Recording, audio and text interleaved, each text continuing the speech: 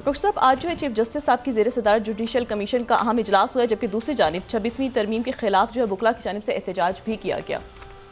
बहुत ज़्यादा हिजाम था आज इस्लामाबाद में, और वहाँ पर जुडिशल कमीशन का इजलास था। उसमें से भी कुछ जज साहबान बाहर आ गए,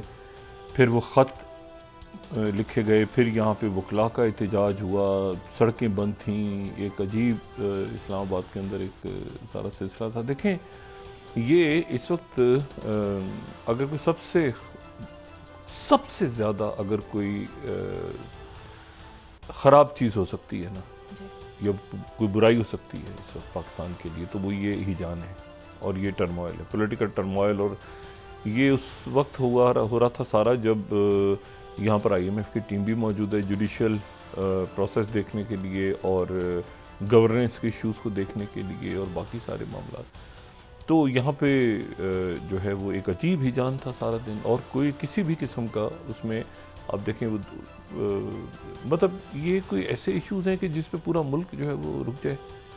लेकिन ये है कि वो आए ही इसलिए हैं कि वो अदालत के मामलात को देखें, अदालतें कैसे चल रही हैं पाकिस्तान में, और ये है कि गवर्नेंस के इश्यूज़ कैसे हैं। तो मैं नहीं समझता कि कोई अच्छा तासुर गया है किसी भी तरह से। और ये बात जो बिल्कुल अल्लाह करे कि और होगा इंशाल्लाह, पाकिस्तान IMF के प्रोग्राम में रहेगा, आगे सारे मामला चलेंगे। लेकिन यह है कि ये जो जायज़ा यहाँ पे उनका मिशन आया हुआ है, ये अनयूजुअल है। और ये वहाँ जाके कोई भी रिकमेंडेशन, इतने अनसर्टन हालात हैं दुनिया के कि आप कहेंगे नहीं ये बिल्कुल ऐसे ही होगा, ऐसे ही होगा, नहीं, बहुत अनसर्टनिटी है इस वक्त। तो हमें बजाय इसके कि हम अपने मामलात को जो बिल्कुल जिनको मैं सिर्फ हंगर गेम, पावर गेम और तो इससे बढ़ के कुछ भी नहीं है ना, तो उसके लिए मतलब है कि मेरी वकला से भी बात हो रही थी, वो भी ज़ाहिर है कि मुख्तलिफ ग्रुप्स में तकसीम है, जज साहिबान भी तकसीम है, और अदालत तो है कि जो अल्टीमेट फैसला तो मुल्क में अदालतों के, अब वो बेंचेस ये नहीं होंगे, इस तरह बनेंगे, ऐसे कोई अच्छा तासर नहीं जा रहा। और उसके नतीजे में मुझे बताएं कि अगर हाईएस्ट लेवल पे ये हो रहा है तो फिर उसके बाद नीचे सोशल अनरेस्ट या सिक्योरिटी के मामला वो तो फिर बहुत पीछे चले गए। और इसी तरह से जो आपकी फॉरेन पॉलिसी, मतलब एक कंसंट्रेशन होती है ना, कौम एक ध्यान होता है कौम का एक तरफ। अब ये कल जैसे स्वाबी में या उधर जलसे हो रहे थे बाकी जगहों पे, तो साथ ही वो तकरीब हो रही थी जो क्रिकेट का बड़ी अच्छी। तो कितना अच्छा होता कि सब कोई मुल्क किसी एक जगह वो ठहरे तो सही ना। तो अब मतलब है कि अजब सा एक माहौल है मुल्क में, और मैं अब उस पर ज़ाहिर है कि देखने वाले भी देख ही रहे हैं कि वो उसमें एक तलखी भी है, उसमें कोई अनसर्टिनिटी भी है। तो उसमें जो है वो बस मतलब देखते हैं ये कब तक चलता है, कब तक ये ड्रैग होता है ये अरेंजमेंट, इसको कब तक ड्रैग किया जाता है, क्योंकि मसाइल तो इससे नहीं हल हो पा रहे। जो बुनियादी मसला तो स्टेबिलिटी है ना, स्टेबिलिटी नहीं होगी तो फिर उसमें कैसे कोई इन्वेस्टमेंट आएगी, या कैसे कौन सी अदालत के कहाँ पर कोई फैसला अटक गया, कोई मामला हो गया किसी का, नहीं जी इस बेंच के सामने नहीं, इस बेंच के सामने लगाएं, इस बेंच के सामने लग सकता है कि नहीं लग सकता, ये कैसी, यही बहस अगर चलती रहेगी तो कैसे एक सुप्रीम कोर्ट, एक हाई कोर्ट, हम तो ऐसे ही मुल्क चला है हमेशा। अब वो कई कोर्ट्स हैं, कई मतलब एक अजीब सा जो है ना, मतलब एक हिजान है, कौन सा मुकदमा कहाँ होगा, एक जज कुछ कह रहे हैं, मतलब है कि बहुत एक अफरा तफरी है। और इसमें कोई भी मामला जो है वो मुझे तो अंदरूनी इंटरनल टर्मोइल, बाकी जो दुनिया के हालात हैं वो तो सामने ही, लेकिन ये इंटरनल टर्मोइल हमने बिला जवाब खड़ा किया हुआ, जो कि आराम से हल हो सकता है। इसका कोई, मैं नहीं समझता कि कोई इसकी वजह ऐसी है कि जिसके नतीजे में इतना हिजान हम फैलाएँ। अच्छा, और ये भी उस वक्त फैलाएं जब एक पूरी दुनिया में क्योस है, क्योटिक, मतलब बढ़ता जा रहा है वो क्योस जो है ना, वो बढ़ता जा रहा है और बढ़ेगा। मतलब उसके कोई ठहर जाने के कोई दूर दूर तक आसार नज़र नहीं आ रहे कि हफ्ते 10 दिन बाद, 20 दिन बाद, महीने बाद, 6 महीने बाद दुनिया बड़ी कोई पुरअमन हो जाएगी, अल्लाह करे हो जाए, लेकिन ऐसा कोई नज़र नहीं आ रहा। दूर दूर तक एक क्योटिक दुनिया है और क्योस मज़ीद बढ़ रहा है। अच्छा, एक तो ये सारी बात है। दूसरा ये है कि एक बड़े ज़बरदस्त मुसन्निफ़ हैं एलेक्स स्टेनस्तात, उनकी एक किताब आ रही है, फर्स्ट स्लाइड हम देखें तो revenge the inside story of Trump's return to power. ये ग़ालिबन 10 मार्च को ये किताब जो है ये ज़ीनत बनेगी शेल्फ्स का। अच्छा, तो लेकिन ये है कि इसके जो ऑथर हैं, इसके जो राइटर हैं, वो वही पॉलिटिको जो इत्तेफाक से नाम भी आ गया उसमें, यूएसएड वाले में वो तरदीद भी की है उन्होंने, बहरहाल ये बड़े ज़बरदस्त। इन्होंने, इनकी जो किताब है ये इन्होंने बताया है कि वो 4 साल जिसमें प्रेसिडेंट ट्रंप पावर से बाहर रहे, उस दौरान क्या होता रहा। यानी उसमें वो उनके घर पे छापे FBI के, उनके ट्रायल, उनके जो हैं वो मुकदमात, उनकी मीडिया अपीयरेंस पे पाबंदी,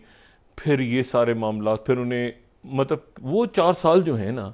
जो एक्चुअली हमारे सामने नहीं है बहुत ज़्यादा। हम तो कभी कभी डिस्कस होता था ना, उधर पेशी हो गई, अदालत ने ये कह दिया, ये हो गया, हो गई, रेड हो गई, उसमें तो बाइडन और कैमला हैरिस ही हावी थी सारे। लेकिन ये इन 4 सालों में ट्रंप पे क्या क्या गुजरी, तो ये जो है ये किताब बड़ी इंटरेस्टिंग होगी और ये 1 महीने के बाद ये आ रही है सामने। लेकिन इसके जो ऑथर हैं एलेक्स, वो अब इस अपनी बुक को प्रमोट करने के लिए वो मुख्तलिफ प्रेस कॉन्फ्रेंसेस भी कर रहे हैं, मुख्तलिफ सेमिनार से हर जगह जा भी रहे हैं कि लोग पूछ रहे हैं कि भाई बताओ इस अरसे में क्या होता था। तो वो इन्होंने जो है ये प्रेसिडेंट ट्रंप की उन 4 सालों पे बुक आ रही है। लेकिन उस बुक में अभी इन्होंने जो पहला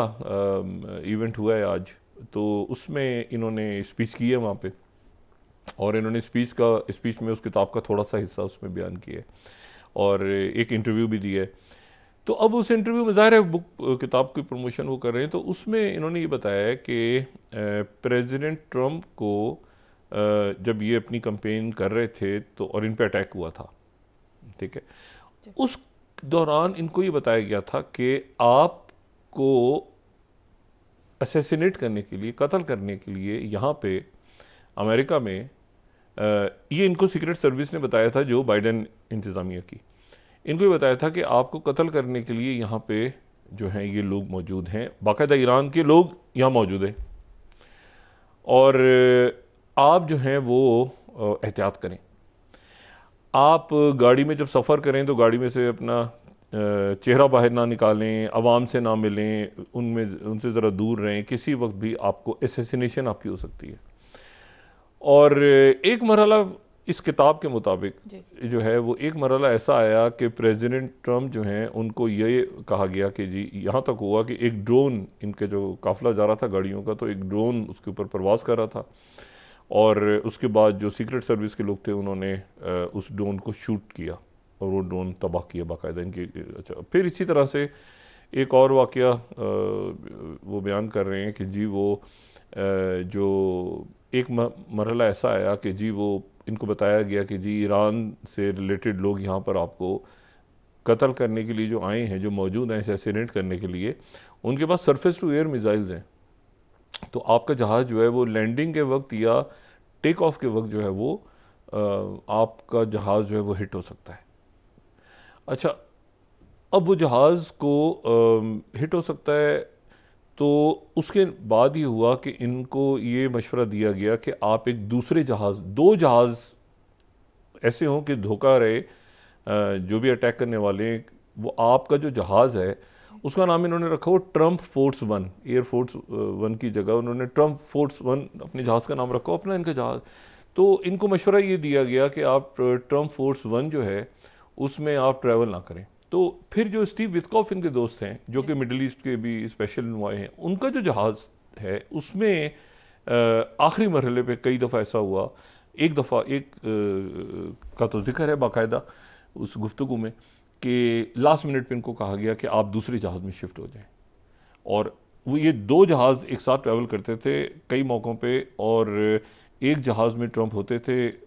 और एक जहाज़ में नहीं होते थे, और इनके साथ जो है यानी ये स्टीव विथकॉफ के जहाज़ में ट्रैवल कर रहे होते थे फ्लाई, और साथ जो जहाज़ दूसरा है वो उसके अंदर जो है वो इनके जो कैंपेन इनकी चलाने में जो 2 शख्सियात थी, एक तो ज़ाहिर चीफ ऑफ स्टाफ बन गई अभी सूजी विल्स जो हैं वो बन गई हैं, लेकिन दूसरे जो हैं वो क्रिस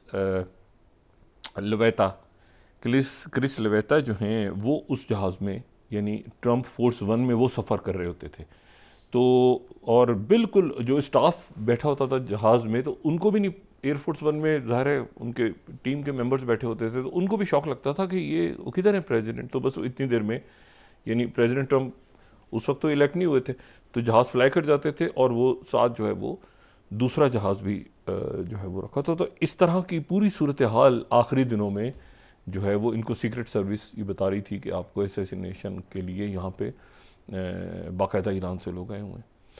तो ये जो है ये अब बड़ी एक ऐसी चीज़ है जिसको ये किताब जब आएगी सामने तो पता चलेगा, मज़ीद इसकी डिटेल्स पता चलेंगी। लेकिन ये है कि ये जो वो जो स्पीच है वो तो शायद मौजूद है किसी जगह पे, यूट्यूब वगैरह पे मिल जाए। लेकिन अगर इसको किसी ने फर्दर थोड़ा सा देखना है तो वो इंडिपेंडेंट जो आज का है बरतानिया का, उसमें इस किताब का जिक्र है कि 4th स्लाइड में मैं इसका लिंक दे दूं ताकि इसको किसी ने देखना। ट्रम्प्स टीम वरीड ईरानी spy would shoot down his plane with a missile after told of threats, ठीक है। और उसके बाद तो ये एक पूरा जो इस बुक है, ये बुक बड़ी एक मेरे ख्याल से हर रोज़ या दूसरे तीसरे दिन कोई ना कोई इस किताब में ऐसी बात होगी जो हम जब भी आएगी तो हम डिस्कस कर लिया करेंगे। लेकिन ये बात इंपॉर्टेंट है। वो ये कह रहा है कि इसलिए इनके जहन में ईरान है। अब वो किस हवाले से है ईरान के साथ डील करना चाह रहे हैं, अटैक करना चाह रहे हैं, क्या है, लेकिन इनके जहन में ईरान जो है वो आखिरी जो इनके दिन प्रेसिडेंशियल कैंपेन के थे उसमें ईरान का बहुत जिक्र आया प्रेसिडेंट बाइडन के मातहत सीक्रेट सर्विस से। अब वो सही था, गलत था, क्या था, क्योंकि दरमियान में ये भी हुआ कि नहीं है जी ईरान, ये भी हुआ, बाइडन की टीम ने ये भी कहा था कि ईरान का कोई ताल्लुक नहीं है, लेकिन साथ साथ इनको कहते भी रहे। तो वो एक अजीब सा जो है वो एक सिचुएशन रही और उसमें परेशानी के दौरान इन्होंने अपनी कैंपेन चलाई। लेकिन उसमें ये भी लिखा है किताब में कि इन्होंने किसी मरहले पे ये जाहिर नहीं होने दिया कि मुझे इतनी थ्रेट्स हैं, मतलब वेरी स्ट्रॉन्ग पर्सनैलिटी। इन्होंने कहीं ये इम्प्रेशन नहीं जाने दिया कि मुझे अभी यहाँ से थ्रेट है, यहाँ भी थ्रेट्स हैं, मुझे सीक्रेट सर्विस रोक रही है जाने से। अब ये क्या था सारा, इसका तो पता चलेगा आने वाले दिनों में, क्योंकि जाहिर है कि FBI और CIA और उसके बाद पेंटागन, स्टेट डिपार्टमेंट, यहाँ तमाम जगह जो हैं वहाँ पर जो है इस वक्त इलॉन मस्क अपनी टीम्स के साथ मौजूद हैं। ताज़ा तरीन जो इन्होंने दोबारा बात की है प्रेसिडेंट ट्रंप ने, वो इन्होंने बात की है पेंटागन के हवाले से। दोबारा इन्होंने कहा है कि इलॉन जो है वो पेंटागन में और मिलिट्री के बजट्स को और पेंटागन के बजट्स को जो है वो सारा उसका रिव्यू करेंगे और ये जो है उसके बाद एजुकेशन को देखेंगे और बाकी सारे मामलात को देखेंगे। और ये बड़ा ज़रूरी है कि पेंटागन के और मिलिट्री के बजट्स को देखा जाए, रिव्यू किया जाए, अब उसमें कब से कहाँ तक, कैसे, क्या। और आपको पता है कि वो सारा जो है वो ब्लिंकन और मार्क मिली और बाकी सारे ही लोग जिनका अब कहीं नाम भी नहीं आ रहा, इवन कैमला हैरिस भी शायद जो है वो भी कहीं बात नहीं कर रही, और कहीं तो बहुत से लोग खामोशी के साथ वो मेरे ख्याल से अंडर सर्वेलेंस हैं या वो उनकी सिक्योरिटी क्लियरेंस ले ली गई है या उनसे पूछताछ हो रही है।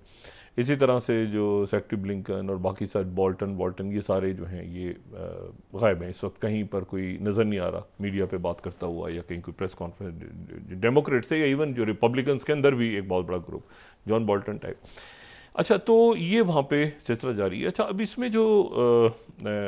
USAID के जो हो रहा है, अब इसमें से स्टेट डिपार्टमेंट का भी आएगा अलग से। मेरे ख्याल से ये जॉर्ज सोरोस के पीछे भी जाएंगे, ओपन सोसाइटी के पीछे भी जाएंगे। जॉर्ज सोरोस भी तो एक डीप स्टेट का एक बहुत बड़ा हिस्सा रहा है जॉर्ज सोरोस, और उसकी ओपन सोसाइटी और ये सारी पूरी दुनिया में। लेकिन ये कि और भी बहुत से तरीके हैं, क्योंकि ज़ाहिर है मैं नहीं समझता कि ये जो अमेरिका है अपना इन्फ्लुएंस सिर्फ USAID के तहत ही रखेगा। हो सकता है कुछ दिनों के बाद वो उसमें कहीं शुरू कर दें, कहीं रहने दें, लेकिन जो ज़ाहिर है कि फंडिंग वो फिर और बहुत सारे तरीके, बहुत सारी फाउंडेशंस बनी हुई हैं, और कुछ नहीं तो पता चला बिल गेट्स फाउंडेशन के थ्रू हो रहा है, किसी और फाउंडेशन, फोर्ड फाउंडेशन, फलाना, वो बहुत से तरीके हैं कि अगर आप जॉर्ज सोरोस की ओपन सोसाइटी को रखते भी हैं कि भाई ये बात होगी, तो कहीं ना कहीं मेरे ख्याल से आगे ज़रूरत होगी, क्योंकि उसमें CIA जो है या बाकी जो इंटेलिजेंस है उसमें आपके लिए बड़ा ज़रूरी होता है।